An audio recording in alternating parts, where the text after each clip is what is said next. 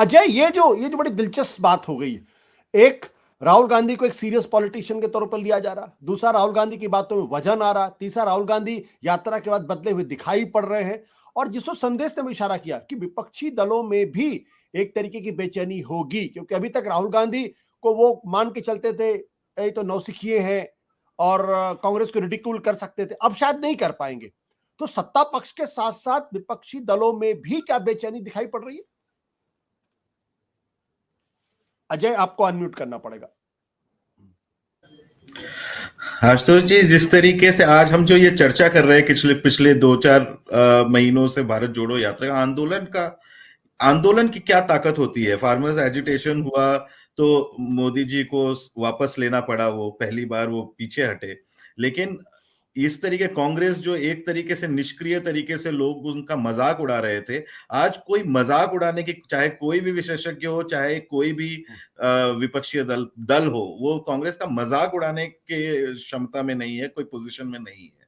तो आंदोलन, जो आदमी हर रोज 30 किलोमीटर चल रहा है, उसको कैसे लोग सीरियसली ना ले, और वो लगातार सुबह 6 बजे उठकर कांग्रेस काडर को एनर्जी, कांग्रेस काडर जो उनके साथ चल रहे हैं उनमें भी इतनी एनर्जी नहीं है जितनी राहुल गांधी ने एनर्जी दिखाई। आप उनसे बात करेंगे अगर मजाक मजाक में उनके काडर से, तो लोग उनके फिटनेस के बारे में बात करेंगे और किस तरीके से वो उत्साहजनक तरीके से हर रोज 30 किलोमीटर चलते हैं, बिल्कुल नहीं थकते, और उस सारे एनर्जी के साथ उस 30 किलोमीटर में अलग अलग लोगों से मिलते हैं। उनकी एनर्जी कम नहीं हुई है 2800 किलोमीटर के बाद। इससे ये तो पता चल रहा है कि राहुल गांधी एक लीड करने के पोजीशन में, एक मेजर पार्टी में वो है।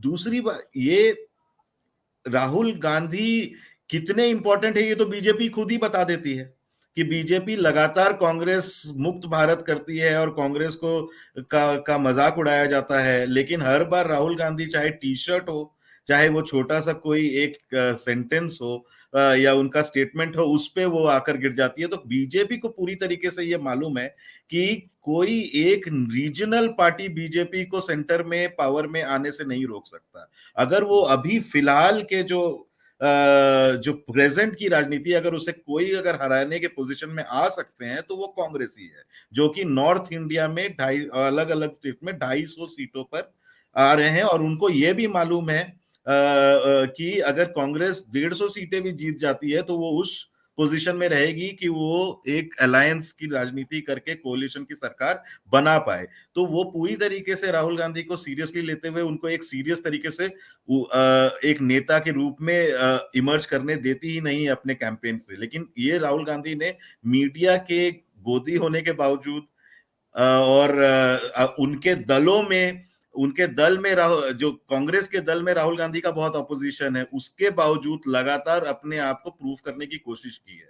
लेकिन जैसा कुछ लोग लिखते हैं कि राहुल गांधी ने अपने पूरे राजनीतिक जीवन में एक सीरीज ऑफ ब्राइट स्पार्क्स रहे, अचानक से चमकते हैं फिर बुझ जाते हैं अचानक से। तो मुझे ये लगता है कि ये भारत जोड़ो यात्रा अगर वही स्पार्क है तो ये स्पार्क बहुत लंबा चला, 4 महीने, और आने वाले दिनों में अगर वो ये मोमेंटम ले पाएंगे या नहीं ले पाएंगे। रही बात भारत जोड़ो यात्रा की, इसमें दो चीजें हुई हैं कि एक लगातार ये जो एंटी बीजेपी जो सेंटिमेंट है, जो कि 60% के लगभग है, वो लगातार अलग अलग पार्टियों में, वो सारे कांग्रेस के वोट्स नहीं है वो, लेकिन राहुल गांधी की तरफ वो उसके उनके मैसेज से प्रभावित हुई है। चाहे वो टीएमसी का वोटर हो, चाहे वो टीआरएस का वोटर हो, चाहे वो डीएमके का वोटर हो, चाहे अलग अलग राज्यों में जिनके भी हो, तो राहुल गांधी एज अ विपक्ष के केंद्र में रहे हैं और इस तरीके से कश्मीर से कन्याकुमारी इतनी लंबी यात्रा कर रहे हैं, उनको उनके नजर में है।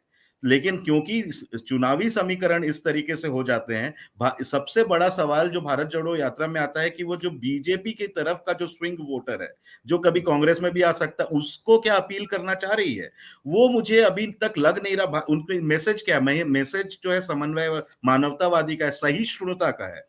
और इतने ज्यादा जो मिडिल क्लास को क्या आज टॉलरेंस का मैसेज अपील करता है, वो मुझे मालूम नहीं, वो पता चलेगा।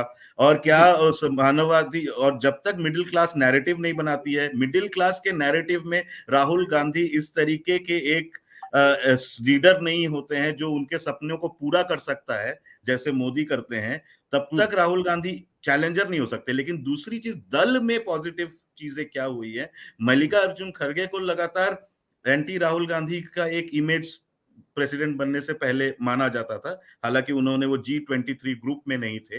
लेकिन इस भारत जोड़ो यात्रा के दौरान दिग्विजय सिंह, मल्लिका अर्जुन खड़गे, अशोक गहलोत और राहुल गांधी एक तरीके से उनके कांग्रेस के लीडरशिप के पोजीशन में एक समन्वय आया है। कहीं पे वो कॉन्ट्रडिक्शन नहीं दिख रहा है कि कुछ ये कह रहे हैं, कोई वो कह रहे हैं, बल्कि डीके शिव कुमार और सिद्धरमैया साथ में चल रहे हैं। अशोक गहलोत और सचिन पायलट लगातार वहां पे गूफअप के बाद साथ में हाथ दिखा रहे हैं और लगातार ये भारत जोड़ो अभियान के तहत एक कांग्रेस की लीडरशिप साथ में आ रही है, जो मुझे लगता है पॉजिटिव डेवलपमेंट हो सकता है। बात अब ये रहती है कि क्या जो साथ में सारे अलग अलग राज्यों से भारत जोड़ो यात्रा में जा रहे हैं, आ रहे हैं, और वो वापस जाके लोगों के दुख सुख में, लोगों के डेली के मुद्दों में साथ में एजुटेशनल पॉलिटिक्स कर पाएंगे? अगर वो नहीं करेंगे तो मोदी बनाम राहुल गांधी नहीं है, वो है मोदी बनाम रेस्ट, और वो फिर मोदी को उसमें फायदा मिलता है। सत्ताम जी, ये अगर 2024 का चुनाव अगर मोदी बनाम राहुल गांधी बनता है तो क्या पहले की तरीके से लॉपसाइडेड होगा जैसे 2014 2019 में हुआ था, या इस बार उसमें कुछ दम दिखाई पड़ेगा? आपको अनम्यूट करना पड़ेगा मानक साहब।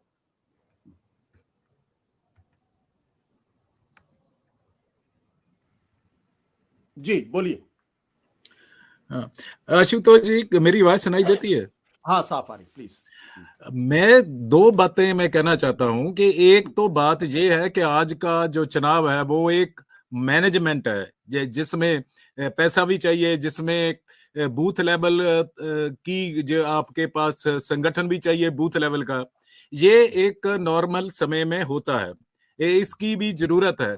पर एक बात होती है जब एक लहर बन जाती है देश में तब्दीली के लिए, जैसे भारत जोड़ो यात्रा से राहुल गांधी एक लहर, एक नरेटिव बनाने की कोशिश करते हैं।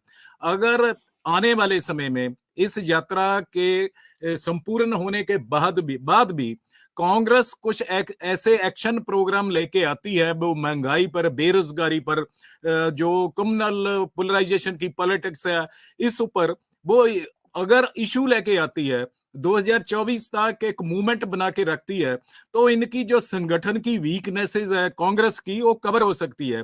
जैसे 1977 में हुआ था, एक संगठन बना, थोड़ा सा लूज सा गठजोड़ अपोजिशन पार्टीज में बना, उन्होंने कैंडिडेट खड़े किए, तो उनके पास कोई पैसा नहीं था, वो संगठन भी इस तरह का नहीं था जैसे आज बीजेपी का संगठन है। वो कैंडिडेट उन्होंने खड़े किए, रैलियां की, मीटिंग की, जहां भी रैली होती थी वहां एक चादर घुमाई जाती थी पैसा एकत्र करने के लिए, और वो चादर में लोगों के पास जो था वो सोना भी डालते थे, पैसा भी डालते थे, जो उनके पास था वो चादर में डालते थे। एक एक कैंडिडेट को इलेक्शन लड़ने के बाद भी पंजाब में बहुत से पैसे बच गए उनके पास। अगर कांग्रेस एक बड़ी लहर खड़ी करने में कामयाब होती है तो इनकी संगठन की जो इनके वित्तीय रिसोर्सेज है, उनकी जो कमी है वो कवर हो सकती है। पर इसके लिए उनको एक बहुत बड़ी लहर जो 1924 तक बनाकर रखनी पड़ेगी, तो ये अपनी कांग्रेस एक तब्दीली की ओर बढ़ सकती है, बीजेपी को टक्कर दे सकती है। अगर ये भारत जोड़ो यात्रा के बाद, जैसे हमारे बहुत सारे पैनलिस्ट बोल रहे हैं, अगर राहुल गांधी जी रेस्ट करने चले गए, इसके बाद कांग्रेस ने कोई आगे कोई एक्शन प्रोग्राम ना दिए जो अपने संगठन को मजबूत करने के लिए, लोगों के साथ राब्ता रखने के लिए कंसिस्टेंसी ना बना सकी कांग्रेस, तो फिर इसका कोई ज्यादा प्रभाव इलेक्शन में नहीं दिसेगा। सत्य हिंदी का ऐप डाउनलोड करें गूगल प्ले स्टोर पर।